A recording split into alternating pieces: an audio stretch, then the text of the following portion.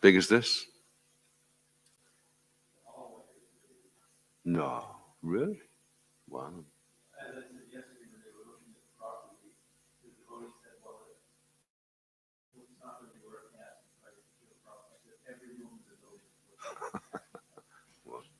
So how big was the temple room then? Oh wow!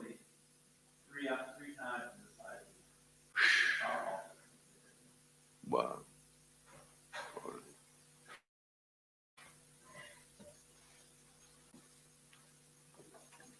It's funny, this temple room, a lot of the time it seems too big. And then as soon as we have a festival, it seems far too small. We need one of these expanding temple rooms. So we can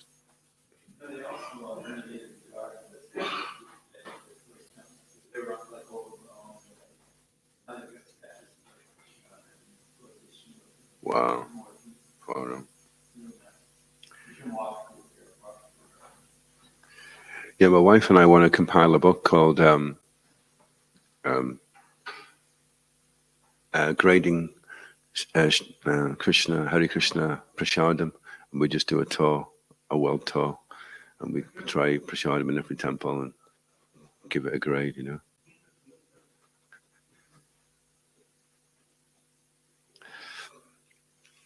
I don't think it'll take us too long. We should be back in about 10 years. Om Namo Bhagavate Vasudevaya.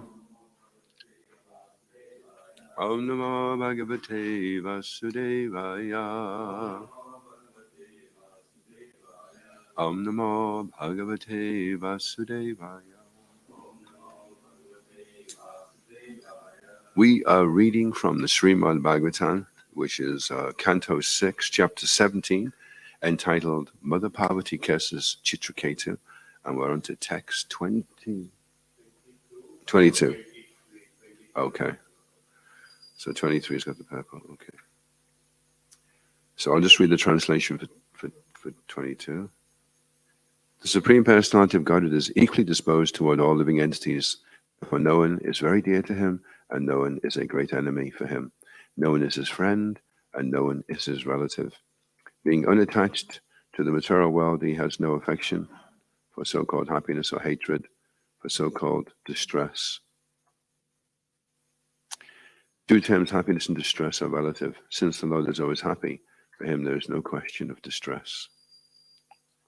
So text 23. Tatapi tat chakti visaga esham. Tatapi chakti visaga esham. Sukhaya dukhaya hita hitaya. Sukhaya dukhaya hita hitaya.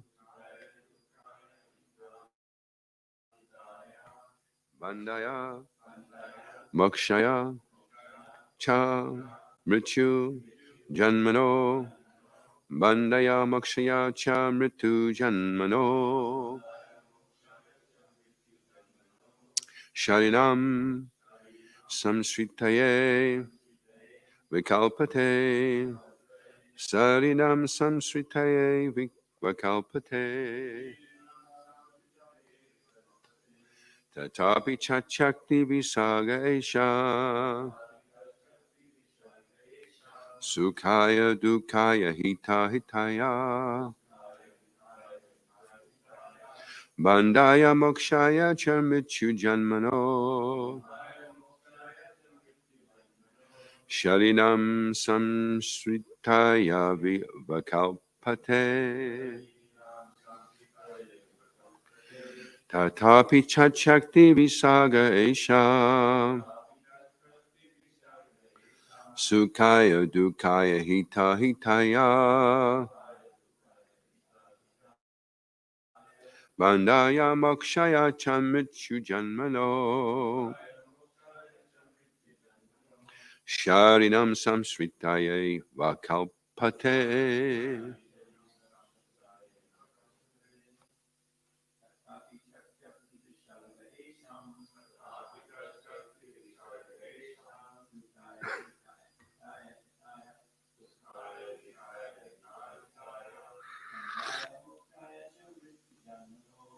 Nayamokshaya Chamitya Janmano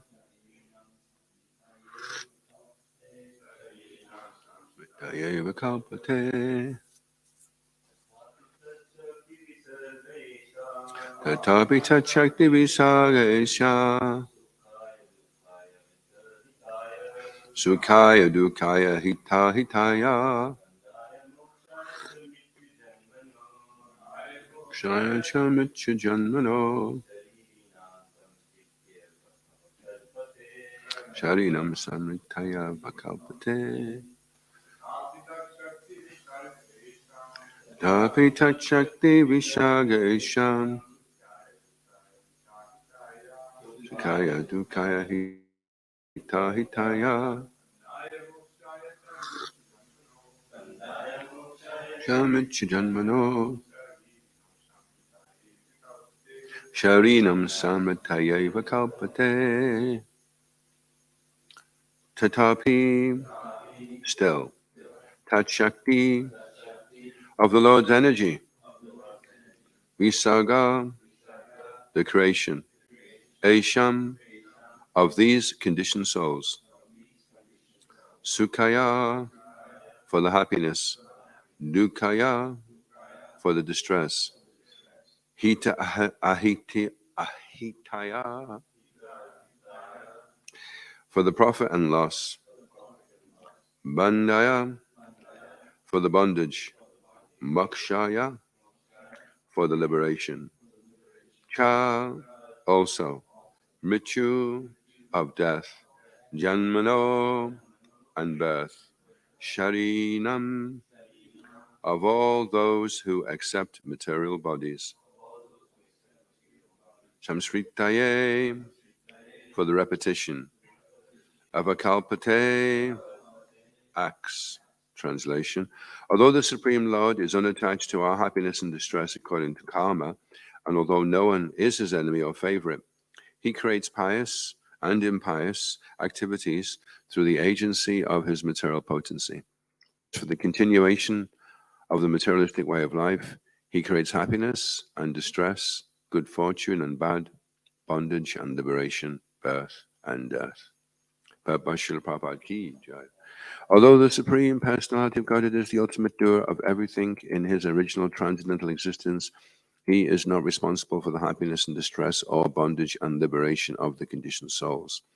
These are due to the results of the fruitive activities of the living entities within this material world. By the order of a judge, one person is released from jail, another is imprisoned. But the judge is not responsible for the distress and happiness of these different people. It's due to their own activities. Although the government is ultimately the supreme authority, the justice is administered by the departments of the government, and the government is not responsible for the individual judgments. Therefore, the government is equal to all the citizens. Similarly, the Supreme Lord is neutral to everyone. But for the maintenance of law and order, his supreme government has various departments which control the activities of the living entities. Another example given in this regard is that lilies open or close because of the sunshine, and thus the bumblebees enjoy or suffer. But the sunshine and the sun globe are not responsible for the happiness and distress of the bumblebees. Om Agyanatamaranda Shagananjana Shalakaya Chaksharan Malitam Yena Tasmai Shri Gurave Namaha Shri Chaitanya Manobastam Stapitam Yena Bhutale Swayam Rupa Gadamayam Dadati Swapadantika Jaya Shri Krishna Chaitanya Prabhu Nityananda Shri Advaita Gadadha Shri Vas Adi Gaura Bhaktavinda Hare Krishna Krishna Krishna Hare Hare Hare Rama Rama Rama Hare Hare Vanchakapatrubhischa Kripa Sindhubheva Palidanam Bhavanebhyo Vaishnavebhyo Namo Namaha. So, the neutrality of the Supreme Lord is being explained here, and the general tendency is not to see it that way, but to see that the Lord is partial to one and not to another, unfair. There was one Jewish rabbi, and he wrote a book called Is God good, or something like that. And it was about how if God's all powerful and God's all good, then why do bad things happen to good people? And so his conclusion was God is all good, but he's not all powerful. So sometimes he kind of botches it up, like a kind of spaced out Father Christmas. And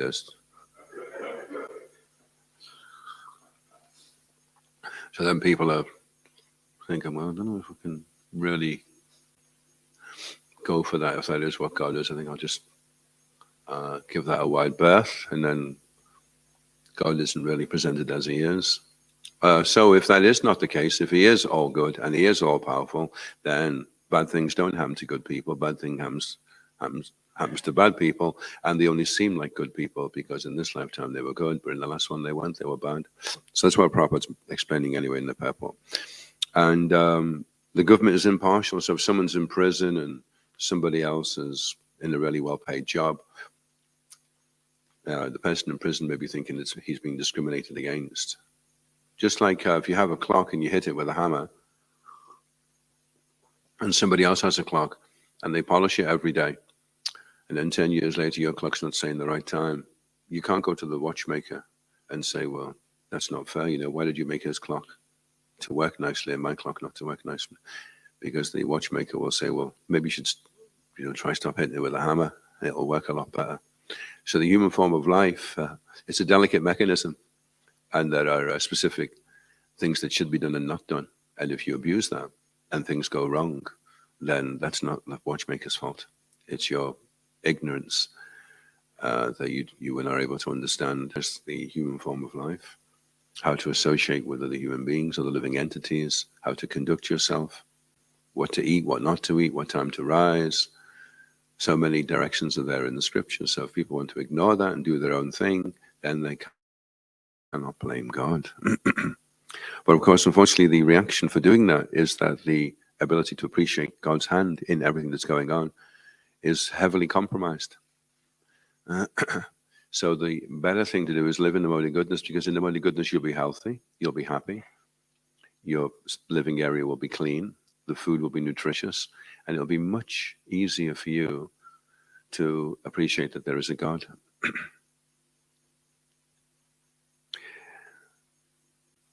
So yeah, the government is equal to all.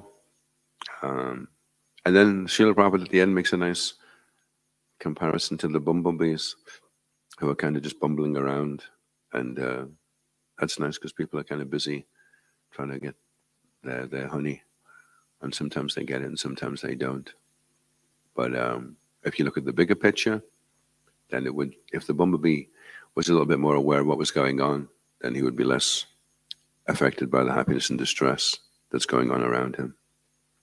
So that's the benefit of knowledge, is that knowledge edifies the consciousness, and one is able to better appreciate the environment that he's in. And the more one is in ignorance, then the more subject to illusion. And I mean, really, if you analyze it, they talk about mental health, but really what it means is illusion. That's all it really means. The more you've got problems with mental health, the further removed from reality you are. That's really what it is.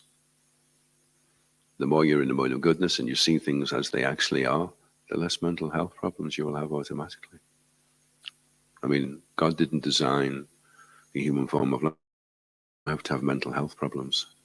So if you're leading the human form of life as it was intended, then you won't have mental health problems. And the more people are synthetic and disconnected, I mean, really, if you look at it, what are we producing? If you look at the net result of human society now, what is the lasting result that we're creating? It's rubbish, non-biodegradable rubbish. Every day, that heap of rubbish gets bigger.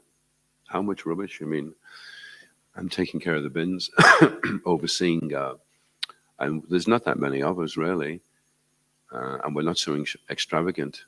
But just by the way things are packaged and done in this age, there is so much waste, so non-biodegradable. And then they throw it into the sea, all the plastic bags. And they've all collected now, and it's formed a continent the size of France. It's down in the south. And the only things that grow underneath that are really, really toxic bacteria. So if you go against nature, you know, in India for thousands of years, everything was biodegradable. They threw the leaf plate away. They threw the clay pot away. And then every day was fresh. So what's happening now is we're just producing masses of non-biodegradable rubbish. And that can only go on for so long. How long can you keep changing the Earth's resources into toxic poison before there's no goodness left? All you've got left is toxic poison. If they want to really show that they're advanced and really be proud of their technology, take all the garbage and turn it into something useful. If you're so technologically advanced, then do that. Take the plastic bag and turn it into some amazing fertilizer or some really nutritious food, you know, that can be fed maybe to animals or something. Any questions or comments after that very depressing debunking of Western civilization?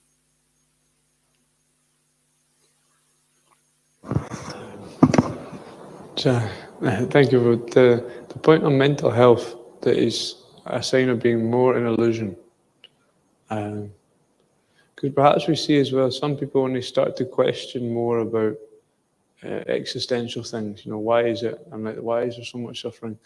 This can lead some people to become mentally unstable. Whereas you get other people who are just completely in ignorance, who's going, hey, you know, they don't care about it at all. So perhaps it seems some people are actually somewhat less in illusion, and then the mental health problems come in. Yeah, if you're completely in the mode of ignorance, then you're getting ready for an animal birth.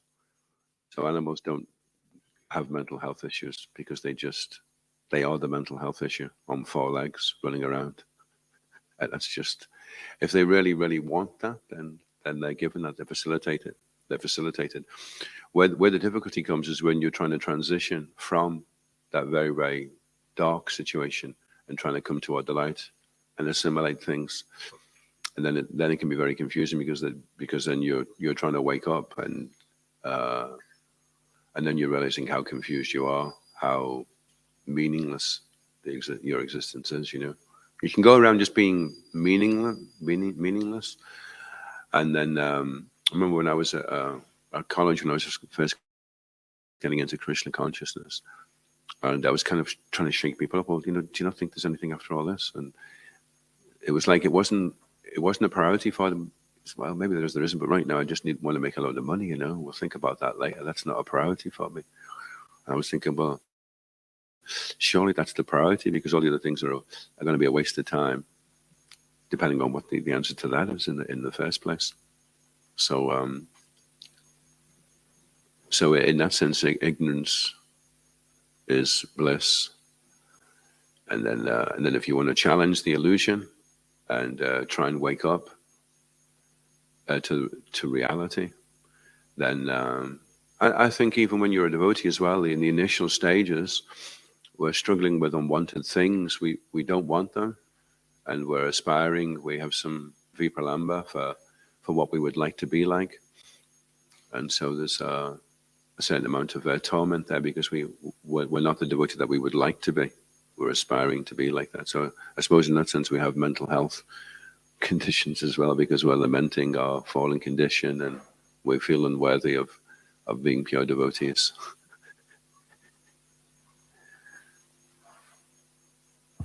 And then I guess when we get to very advanced stages of devotion, then by a material standard, we definitely have mental health problems. When you read descriptions of, you know, I was reading just yesterday what humility means.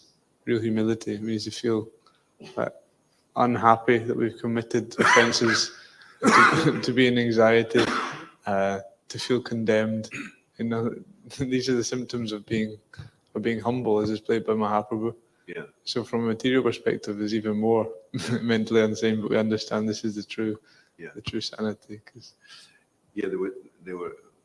Somebody was looking at a picture of Srila Prabhupada oh no, I think they showed Srila Prabhupada. They said, Srila Prabhupada, you look very sad in this picture. And Prabhupada looked at the picture and said, I was experiencing the greatest ecstasy when that picture was taken. So it's hard to assimilate in terms of material pleasures as well. Like we use the word sweet, sitapya vidya. We say that the holy name, the character, pastimes in Krishna are all transcendently sweet, like sugar candy. But it's only like sugar candy. It's not that type of sweetness. It's a much sweeter sweetness than that. So we have only a material estimation of what the real spiritual pleasure and spiritual fulfillment is like. And so we're heavily compromised by that. So there needs to be some faith that it is there, and that we can achieve it. And then from time to time, we may experience a glimpse of spontaneity, where it feels so natural. Just like I find out on the book distribution marathon, you get to a point where it becomes very natural. You've been doing it day in, day out, and you've reached a certain momentum, and it's become a natural environment to be in. Going around approaching people with Srila Prabhupada's books. Suddenly, it's the most natural environment that you feel you're in. And then you slow down, and other considerations come in, and then we come back onto the mundane platform. So it takes a certain amount of exertion to try and achieve that raga bhakti, that spontaneity. So we're very videy in the beginning. We have to do this, and we shouldn't do that. We have to do that, we shouldn't do this, and so it can seem like a bit of a mental health problem at times, because you don't really feel like doing it, and you're dragging your feet, and you don't want to be like this. You want to be enthusiastic. You've just got to grin and bear it until it does start to. And then you see other devotees that have been doing it longer, and you realize, oh, okay, these guys are it's actually starting to become natural for them, They're starting to relish the whole process of Krishna consciousness. That's why it's so important to have a spiritual master, because that person is the one who can really drive us home, really impel us. And then if we're connected and we're praying to him all the time, then he draws us toward him. So what was the original? The mental health, yeah. It was a bit of a ramble. Yeah, I think what's confusing for people is even more so now is they're not quite sure what is mentally healthy anymore. They're not even really sure what that is. Everything's becoming so confused, they're not really sure. And some people think it's cool to just say things, to just whatever you feel like you need to say, you just say it fearlessly, But that's called the Tourette's syndrome, isn't it? They just say the most rudest thing, and the guy that's like in charge of them, he knows that when they say it, they don't mean it, but other people wouldn't know that, But if you ever seen it going on, they'll say the rudest thing to him, and he doesn't react, But people are being encouraged to be audacious.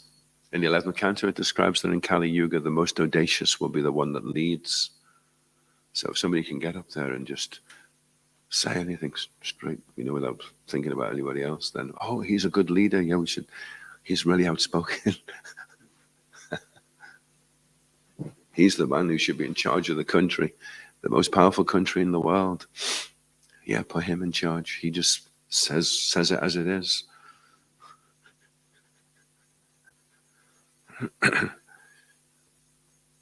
But for ourselves, we were fortunate because we came in contact with devotees, and for myself personally, it was the first time I felt like I'd really met anybody that was really sane, and who could really understand me, and who I could really understand. So that's the benefit of going out and giving our association. Hopefully that people will also become attracted like that. I think also in the West, we don't really know what the mind is. Because when you say the mind, there's a lot of stuff there. There's the intelligence, there's desires, there's past life memories, there's false ego, There's a lot going on, actually. When we say we're on the mental platform, there's a lot of stuff going on there, actually. And in that book, Japa by Bodhidharma Prabhu, he describes that the mind's in the mode of goodness. It's just like a cow. You just take the cow over and say, okay, we're going to eat this. And the cow go, oh, okay, then it just does. So you say to the cow, we're going to chant Hare Krishna now. Oh, okay, Hare Krishna, Hare Krishna. But the intelligence is scheming. It's in the mode of passion. And the intelligence gets affected by the ego. So you're chanting away and there's no problems. And then the false ego says, do you remember that look on that guy's face yesterday when he was serving you that halava, the way he slopped it all over you? You did that on purpose. He had no respect there. You need to do something about this. And then the intelligence comes in. Okay, what are we going to do? We'll dig a hole outside his front door and put a carpet over it. And as he walks out, he'll fall 6 feet. That's what we'll do. And we'll do it at 3 o'clock in the morning. Nobody will know. We'll put the dirt into bags and we'll hide it around the back. And that's the intelligence coming in. And then the mind's, what are we doing here? We're going to be digging a hole. Okay, digging a hole. Okay, and then the mind just goes.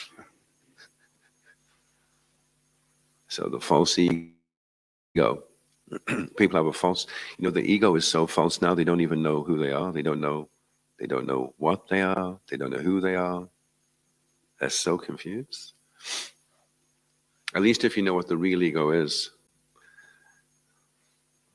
If you know my real ego is, I'm an insignificant servant and I just have to serve everybody and unconditionally. That's what I need to be like. I need to fit into this. Okay, it's like being in a drama. You don't know what your part is, and then someone suddenly gives you the part. Oh, I'm a humble servant. Okay, let me. And then you can go along and play your part in the drama. Up until then, you don't know whether you're the king or the queen. So there's an online comment or say question from Laura. I will read it out. Laura says, Hare Krishna, I've been meditating on my purpose of this life. I wonder if not understanding our purpose is a mental health issue on its own. Life can be so confusing, but perhaps it is so very complicated when we don't understand, but yet so simple at the same time. Thank you, Laura. Thank you, Laura. Yeah, that's the nature of illusion is it seems insurmountable and incomprehensible. And then when you get free from the illusion, then it seems so simple. Confirmed. That's the nature of the material energy, that it bewilders. Whether you're Albert Einstein or you're just some real dull bozo, the material energy still takes you to the point of being completely confused.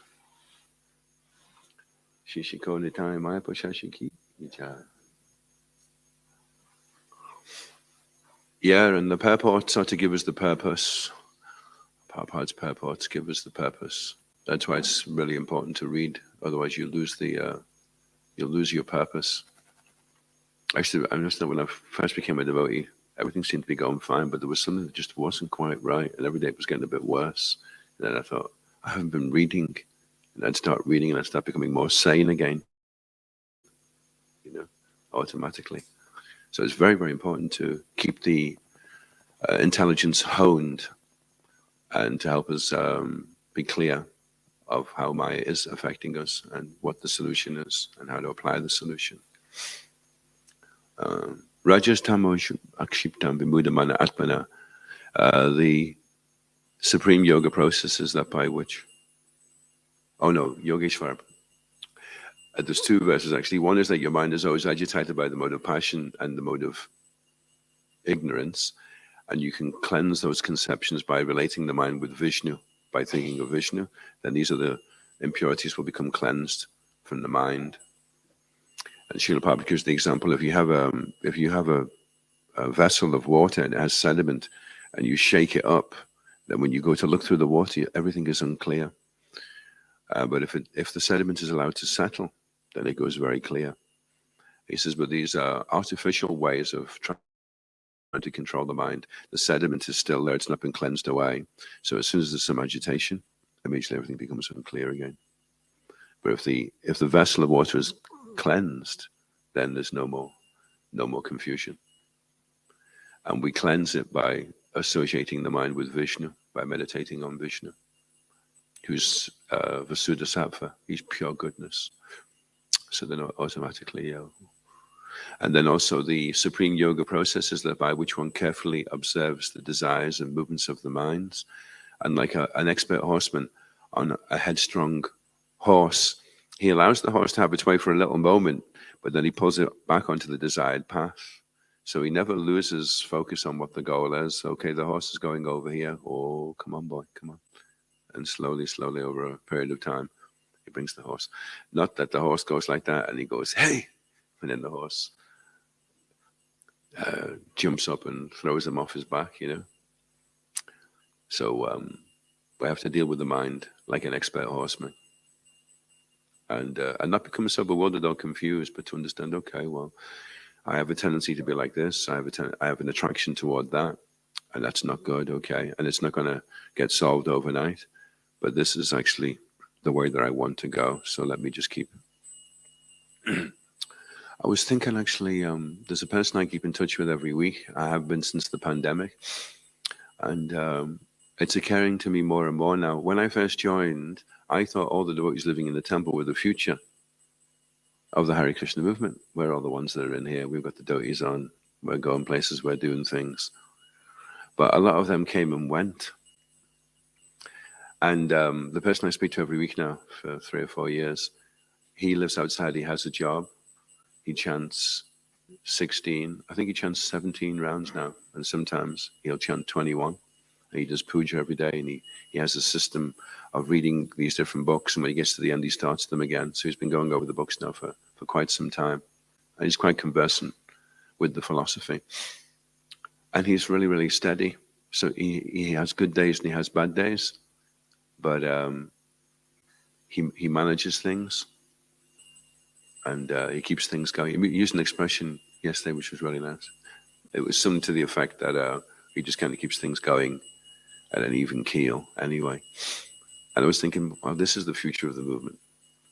People like this who are solid and are committed, and they're stable. They can sustain that. They can keep going year after year. He won't be doing anything else now for the rest of his life except the bhakti that he's doing already. Plus, it will increase more and more with quality, rather than this all or nothing. Srila Prabhupada said the shooting stars, they come in. And it's still good. Prabhupada said there's no loss if you do that. If you come and you give your youth to Krishna, and then later on you become distracted, still there's no loss. Krishna will never forget that. But in terms of how the society is growing, these congregational members that are in their situations who are materially competent and can sustain their bhakti in a stable way.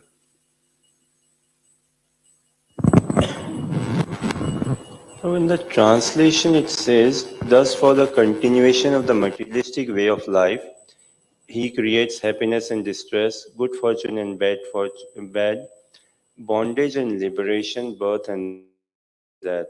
So liberation, what does it mean, bondage and liberation? For the continuation of the materialistic way of life, he creates liberation. Well, liberation is also in a materialistic way of life. It's like your body could be healthy or it could be sick, but it's still a body. It's still a material body. So he gives you the body, and he says, okay, the body's going to have the potential and to be healthy, and it's going to have the potential and to be sick. Depends on how you use the body, but it's still in the material body. So you may get liberation, but you're still in the material sphere. You have to drop back down again. You don't get out of the material world. You may be relieved of all your suffering temporarily, but then again, you come back.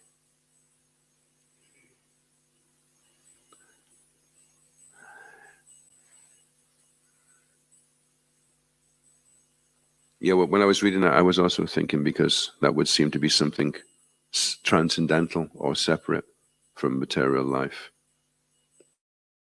But see, material life means what it really means is, I want to live now without God. I want to be God now. That's really what it means, material life. It's compared to being given a mirror with the moon. The child is crying for the moon, and the mother says, I can't give you the moon, son. It's too big. It's just impossible. And the child is unreasonable, and he goes, well, you're my mom. You should be able to do anything. So the mother thinks, okay, I'll tell you what, I'll give you a mirror. Now look at, oh, it's the moon. So it's only the appearance of having the moon, but you can't really have it. So when you turn your back on Krishna and you want the material world, then in the material world, you may want to be free from suffering, completely free from suffering. So he says, okay, well, here's liberation. I'm not in it. But this is just like a reflection of what it should be like in the spiritual world where there's no suffering. But you're not out in the material world. You only have an imitation, a reflection of it. So it's still in the material world, you see. And Krishna is not going to force the living entity because he doesn't want to interfere with its free will. So if the living entity doesn't really want him, then fine, he's not going to force. He only wants the living entity. That's why even when you take up devotional service, Krishna's like, well, if you don't really want to do it, I can give you an excuse to go away. If you don't really want to do it, I can give you a really good excuse as well, so you don't have to feel guilty, and you can give it up. If it's too tough and you just don't feel like you can keep doing this for the rest of your life, okay, look, I've got a great excuse for you, because I don't want you doing it in a begrudging way. Like Srila Prabhupada turned around and he said to one of his disciples that was always looking really miserable, he said, I order you to be happy. So in the same way, Krishna is saying, here's devotional service, but susukam kartam avayam, but perform it joyfully. Otherwise, I'm not interested. If you're not going to serve me joyfully, what do I want with you serving me in a begrudging way? Oh, I'm going to do this now. I don't really want to do it, but I'll do it because I know I'm supposed to. Well, Krishna doesn't want. He wants joyful. He wants you to be joyful. And then how can he enjoy being served by somebody that's considering it a torture? Wants us to surrender. So if we're not doing something joyfully, but we're doing it because we see it as our duty, Krishna will be satisfied by that, wouldn't he? Because just like in Bhagavad Gita, he's getting Arjuna to surrender. He's not saying happily kill your relatives. He's saying do it because it's your duty. So if we're not serving joyfully, but we're doing it out of a sense of duty, wouldn't Krishna be satisfied by that? Well, Krishna likes us to dance as well. And you could be dancing. Okay. Hare Krishna. Well, I'm doing it, But he wants you to dance. He really wants you to. The real surrender is to do it joyfully. And he knows that you do potentially have that ability to do it. It's an austerity, actually, to be happy. One of the austerities of the mind is to be satisfied. People think that being joyful is a question of how you feel, and I'll do this joyfully when I feel like doing it joyfully. I'll do it, but I'm not going to do it joyfully because I don't feel like doing it. When I feel joyful, I'll do it. You could be waiting quite a while, There's a lot of things in Krishna consciousness. You could be waiting quite a while if you're just going to do when you feel like being joyful. Or the better thing would be, well, I'm just going to do this really, really joyfully. Hare Krishna. And then it will be part of the surrender, It's like that on Sankirtan. Take this book. It's really good. It's about being blissful. I don't really want to be out here, actually, but I've got to collect some money. But if you want it, it's up to you. Or you could say, "Wow, this book's amazing." So obviously, the more joyful you approach the person, the more chance everything's going to work better for you. You see, Krishna wants you to learn that you can be joyful. You can, even though it would seem, you're told you've got 7 days left to live, and you're joyful. That's what the Bhagavatam, which is full of devotees being joyful in situations where they've got every reason not to be. All the different things that the Pandavas, and They were joyful because they were getting Krishna's association. Let it happen again and again. If it means I can remember you, then this becomes a source of my pleasure. I become joyful because it will bring me closer to you. So we don't really surrender, actually, until we do it joyfully. If we do it begrudgingly, and it can put others off, you see. It's not a very good preaching that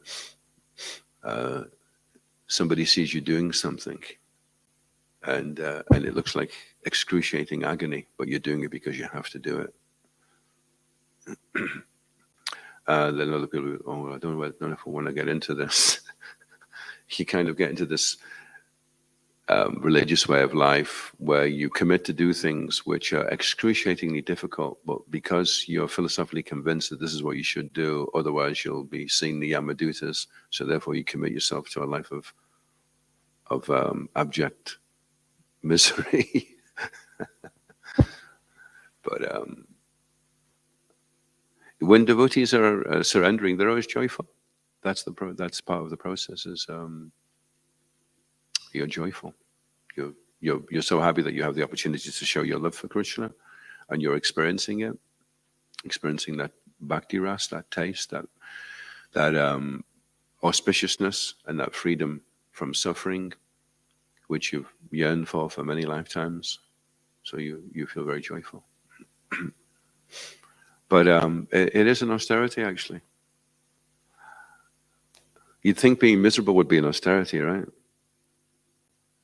But being miserable is default. It's the first way the child learns. No. It's the first thing a kid learns. Nah.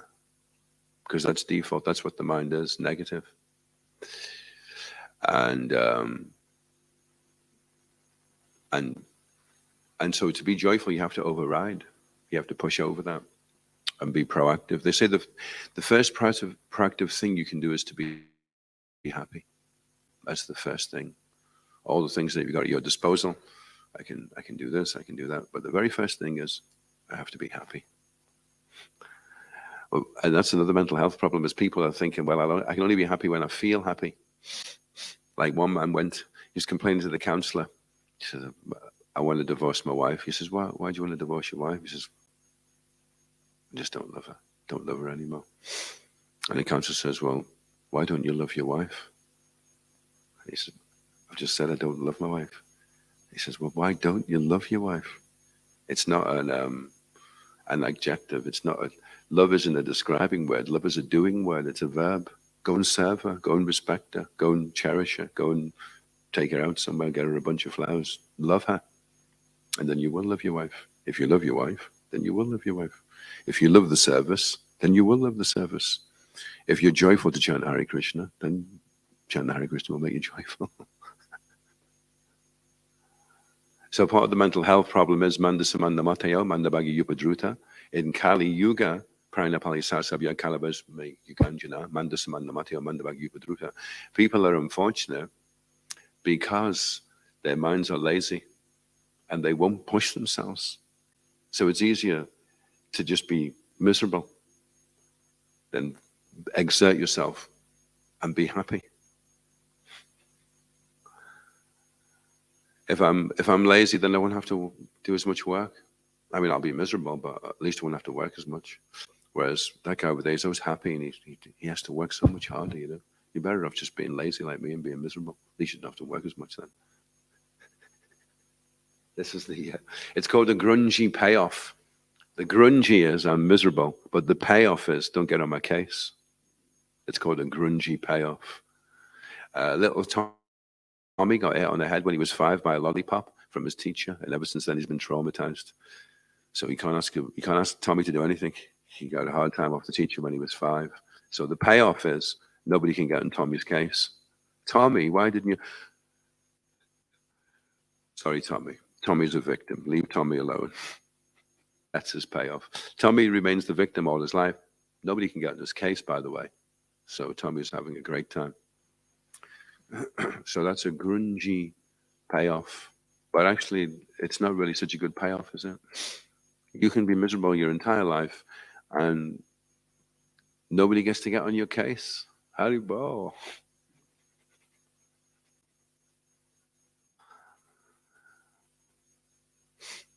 But yet it is austere sometimes to have to be happy and just look on the bright side. Always look on the bright side. But it is a bright side. No, nothing of any value was ever achieved by anybody by being discouraged. So there's never a good reason for it. I've got the best reason to be discouraged. I finally found it. It took me a while, but I finally found. I mean, I know there's so many situations in the Bhagavatam where they should have been discouraged and they went, but I finally found something which nobody could argue with, that you would have to be 100% discouraged by.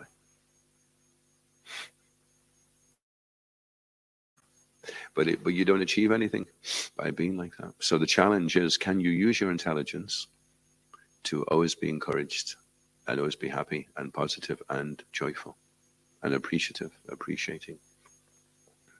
What you appreciate appreciates, and what you don't appreciate depreciates. So the less you appreciate something, the less value it has. The less you appreciate the opportunity to chant, then the less effort you're going to make to chant.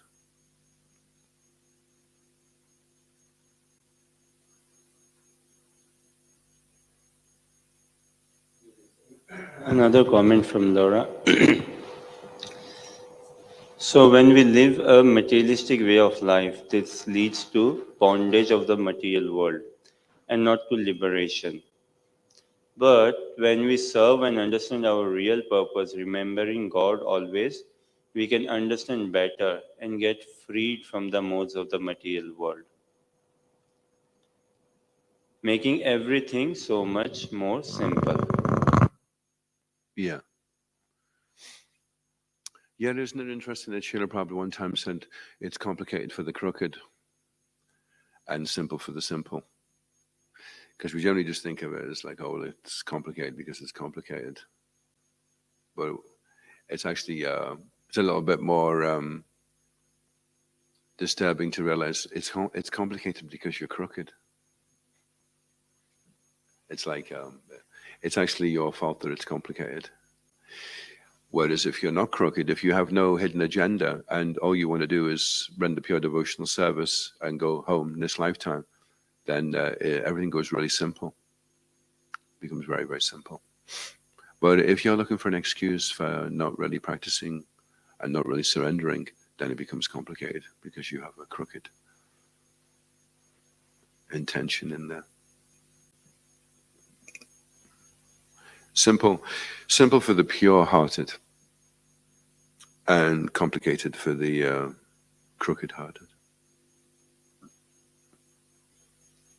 Jai. And on that cheery note, I will finish ISKCON Guruvinda Ki Jai, Srila Prabhupada Ki Jai, Gantara Srila Bhagavatam Ki Jai, Gaur Premanandi Hari Bol. His grace Adhoksaja Krishna Prabhu ki.